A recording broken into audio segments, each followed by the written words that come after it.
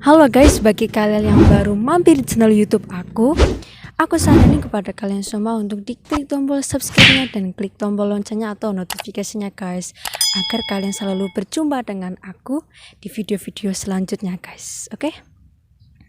Dan jangan lupa untuk diklik tombol like dan di-share, komen ya di kolom komentar guys. Komen sebanyak-banyaknya dan diusahakan komentar yang positif dan baik, oke? Agar yang baca juga mendapatkan education dan mendapatkan keberkahan dan pahala setelah membaca komentar kalian guys. Oke, terima kasih. Assalamualaikum warahmatullahi wabarakatuh. Halo semuanya, kembali lagi di channel YouTube aku, Fatima Vlog guys. Bagaimana kabar kalian semua? Mudah-mudahan Allah selalu memberi kalian semua kesehatan, kebaikan, dan kelancaran.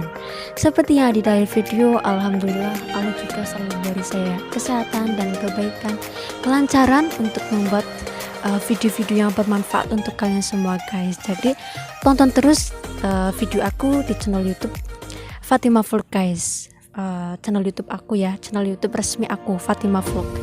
Oke guys, jadi di video kali ini aku akan cerita-cerita sedikit tentang pengalaman aku waktu hidup atau mengenyam pendidikan di pondok pesantren guys. Nah, bagi kalian yang melihat video ini yang bertanya-tanya atau punya pikiran gimana sih rasanya hidup di dunia perpondokan atau pondok pesantren, nah kalian bisa lihat video ini guys, karena aku akan menceritakan sedikit tentang pengalaman aku waktu mengenyam pendidikan di pondok pesantren atau selama hidup di pondok pesantren guys. Jadi pengalaman pahit manis aku itu semuanya itu aku rasakan ya. Semuanya itu aku rasakan di pondok pesantren guys. Oke, jadi aku akan menceritakan pahitnya dulu. Jadi kalau semuanya itu tidak akan merasakan yang namanya manis terus, pasti akan merasakan pahitnya juga guys.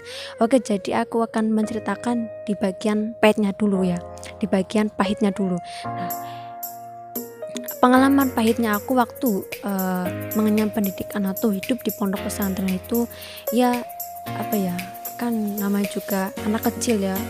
Waktu aku pertama mondok di pondok pesantren itu umurnya sekitar 14 kalau enggak ya, 14 tahun saya mengenyam pendidikan di pondok pesantren. Nah, di Kebumen. Pondok pesantrennya itu namanya Husnul Hidayah Karangtanjung Alian Kebumen. Nah, ya kan masih kecil, umur 14 tahun umur 14 tahun lulus madrasah ibtidaiyah atau sekolah dasar ya, atau SD, dipondokin di pondok pesantren, yang nggak tahu kehidupannya di sana tuh seperti apa, kegiatannya seperti apa. Oke guys, jadi selain saya belum bisa beradaptasi dengan lingkungan, terus saya juga belum bisa beradaptasi dengan teman-teman, jadi belum akrab, masih canggung, terus masih nervous, terus juga masih grogi, masih malu ya, atau shy. Saya juga belum bisa beradaptasi dengan lingkungannya guys, dengan lingkungannya, dengan makanannya. Lingkungannya sih sejuk, terus dekat dengan pegunungan atau mountain, dekat dengan sawah, sejuk. Nah, tapi selain itu tempatnya itu ya mungkin karena rame ya, biasa sepi, terus biasa sama keluarga. Ini tidak dengan keluarga, dengan teman-teman baru, dengan bunyai atau ustadz-ustazah ya, bunyai, pak yai. Yang namanya pondok salafi atau pondok tradisional, atau yang pada dasarnya itu pondok zaman dahulu, dan menggunakan kitab-kitab salafi, kitab-kitab para ulama ya, kitab-kitab para ulama zaman dahulu. Nah jadi pondok pesantrennya itu pondoknya atau tempatnya itu ya tidak terlalu bagus, tapi ya nyaman buat tidur ya. Saya rasa sih nyaman, cuman karena faktor lingkungan aja guys, karena teman baru, punyai atau pakai ustadz ustazahnya juga baru, jadi butuh waktu yang tidak sedikit untuk saya beradaptasi di sana guys. Terus kalau dari sektor makanan juga ya enak-enak sih sebenarnya, cuman karena saya belum terbiasa dengan makanan-makanan yang ada di pondok pesantren, jadi saya sedikit ya kayak canggung. Terus kalau mau makan ya mikir-mikir dulu, terus juga kadang-kadang mual ya, karena belum bisa menyesuaikan dengan makanannya guys. Biasa perut ini diisi dengan makanan di rumah, terus ya yang ada di rumah, masakan orang tua gitu, masakan ibu atau masakan dari sendiri. Nah ini makan masakan yang ada di pondok pesantren, makan makanan yang ada di pondok pesantren, rasanya jelas sangat berbeda guys. Tapi memang harus tetap dijalanin yang namanya hidup di pondok pesantren ya, seperti itu guys. Jadi sebenarnya selain itu faktornya masih banyak ya, dari teman yang masih karakternya masih sedikit acuh gitu sama saya. Terus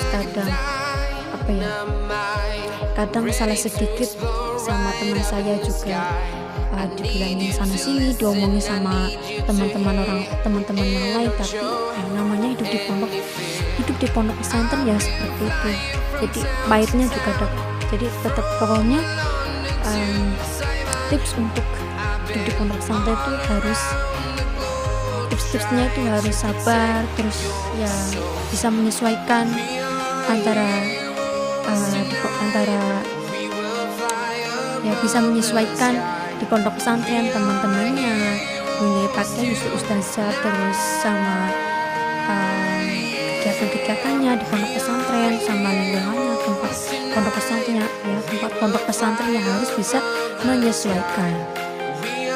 Terus berdoa sama Allah agar diberi kesabaran dan ketabahan, terus bisa mengenyam agar bisa mengenyam pendidikan di pondok pesantren sampai selesai guys, sampai lulus. Terus